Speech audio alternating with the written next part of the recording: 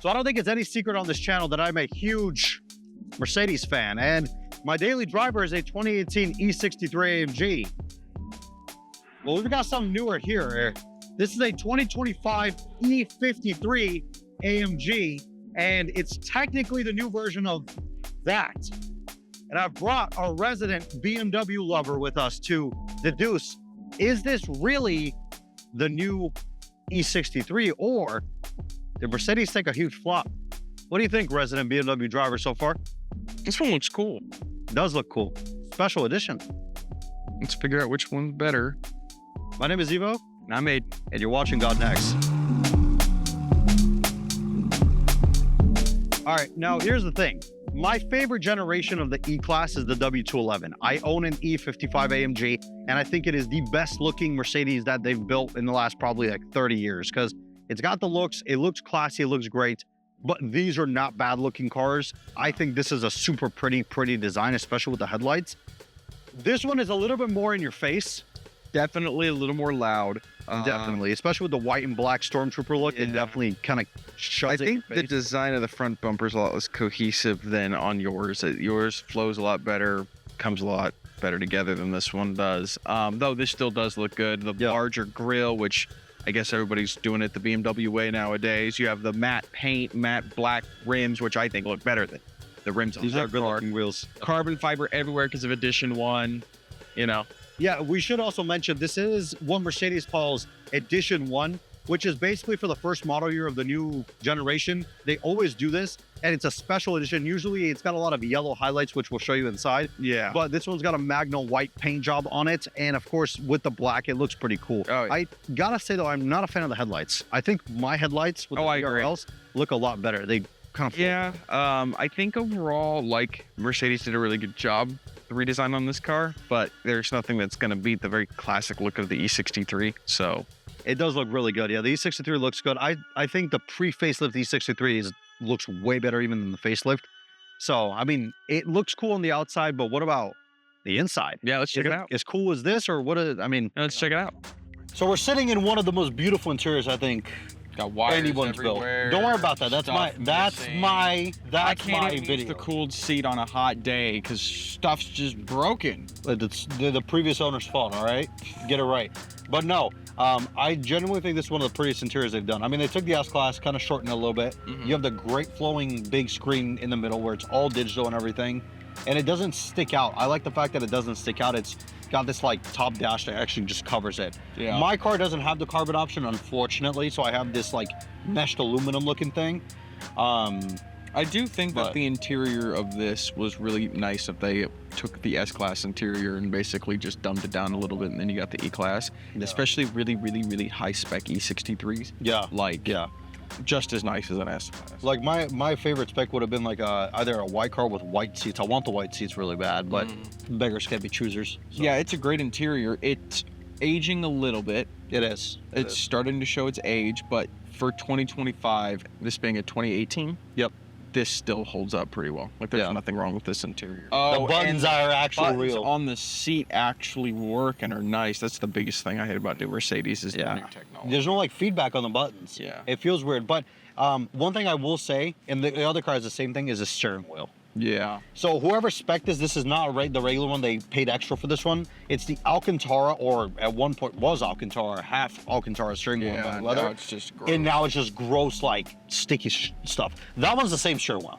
So eventually it's gonna turn into eventually that one will get bad, but that's because it's the Edition 1. This car, you didn't have to spec this steering wheel. No, this wasn't what it came with. Somebody paid extra for this. Yeah, someone paid extra for that. I hate the Alcantara steering wheel. Yeah, I don't know. I love the interior though. The IWC clock, Mercedes has always done IWC stuff. I love the interior. I think this is one of the best interiors Mercedes built. Yeah. But I think we should hop in the other one and kind of see what that looks like.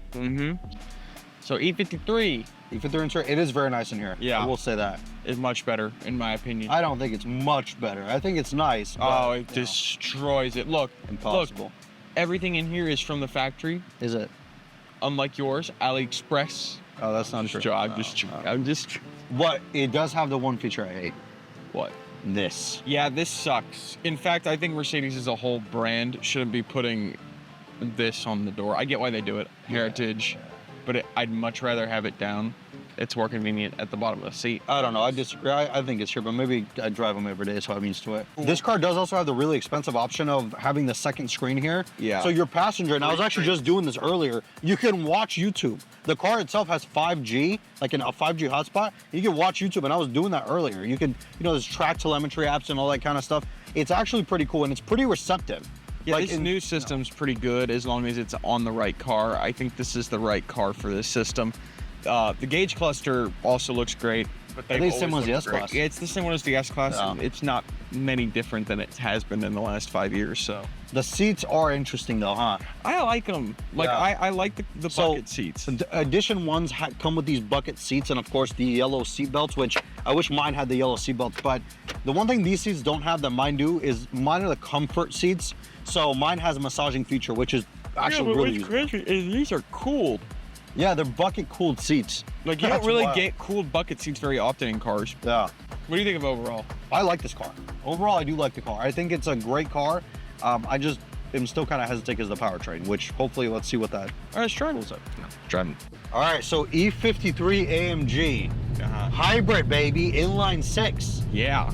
You know what's crazy though is I gotta be honest, this car feels really tight. Feels really good. It feels fantastic. Like, the suspension setup is genuinely extremely impressive. Like, I when I was driving it earlier, Maybe it's Mercedes, so flattened. Yeah. And it's so flat, it doesn't body roll, it feels great. It almost drives like the older M3s. With how it just goes in the corners. It's very like agile. And it feels, for how big of a car it is. yeah, because it feels smaller to drive. Yeah, it feels really interesting to drive because it usually, you know, I mean, I have a lot of experience with the E-Class, right? I have a 211 E55, my E63. They're heavy cars. Like, you can always feel the heaviness around with them, but this, It just doesn't feel that heavy. It feels really tight, really smooth. It feels like it's worthy of an AMG badge.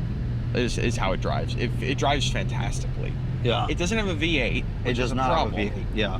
But the rest of this car is great. I mean, at least they didn't call it the E63. Yeah. Well, But and more that's the thing is that they didn't call it a 63. Yeah. So you can't even really be that upset. No, this is designed to be the E53. I mean, they've had an E53 before. Right. So we're just waiting on the 63. But the one thing I will say though is the power delivery on this car is it's there. And it comes on very smoothly. It's not like G80 or, you know, where it kind of builds suspense a little bit and then it just kind of goes. And if you like, this car just builds the power really smoothly. It's not a crazy, like, in your face boom, like electric car kind of thing. Like, they did a really good job of it just coming on. It's still very quick, but it just comes on so smoothly. And the suspension, the steering's really good. It's comfortable. It's quiet in here. So we've been in comfort the whole time. Yeah. I'm gonna flick it into sport, which technically should make it a little louder, and you know, it's got kind of a little growl to it from that inline. It does. It's a little weird. It does sound a little weird. I'm not gonna lie. A little strange. Yeah. Let's see what I can do. Oh my God. Oh my Lord. Holy crap. What the hell? Oh my God, that's so much faster. And it's, whoa, okay. Oh my God. Wow. I shouldn't be saying this because I like the E63, but oh, the torque. There's so much torque. Yeah, that's pleasantly surprising. That was good. I like that. Whoa. It like lurches back for a sec, like kind of lightly, and then it really lurches back and builds that torque up so much. Oh my gosh. Oh my God. Okay. Well, there's only one thing left to do. Yeah, let's try the E63. Let's get in the E63. Yeah. All right, so in my personal E63, it does feel a little more homey in here. It does. I don't know why. And it just feels a little, is different. It doesn't feel like it doesn't even feel like they're the same, like, platform or anything. Like platform. And then if I do this and I put it in individual, and it opens up the baffles a little bit, you hear them a little bit more, and then you get a V8. Yeah, just like that. I mean, she moves. She moves. Yeah. It's only 613 horsepower. That's a V8. Now, that's the biggest difference, right? Yeah. The other one's got around the same horsepower as this one does, but it is the inline six with the hybrid. This, on the other hand, is a 4-liter twin turbo V8. Mercedes calls it the M177. I should also say, full discretion, it's not a completely stock car. I've done intakes on it, so the turbos are louder and you can hear them, you know, whooshing and whooshing and doing all their whole thing. It's interesting because the other one is also really quick. Yeah, but then I forgot how fast this one was when we were in it. Yeah. Like, this one's really fast. Yeah, like, so fast. Technically, they have around the same horsepower, but this one doesn't have that hybrid, just instant electricity. This car is so much lighter. Like, it does feel a lot lighter. It feels lighter. The other one weighs like 5,200 pounds. This isn't even gonna be close. No, this is like 4,500 pounds. Yeah. If that, yeah. Let me show you what Sport Plus mode does to this car. You ready? Yeah.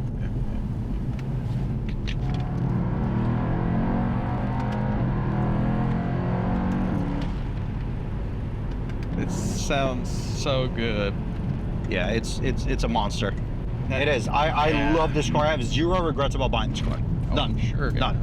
And I saved a lot of money over the other one. The other one used with 3,000 miles, 95,000. This, 47. You paid 47. Yes. And it's got 55,000 miles on it. I bought it with 50. Yeah. Obviously, I'm a little biased. I prefer my E63 because of the engine, because of all that jazz.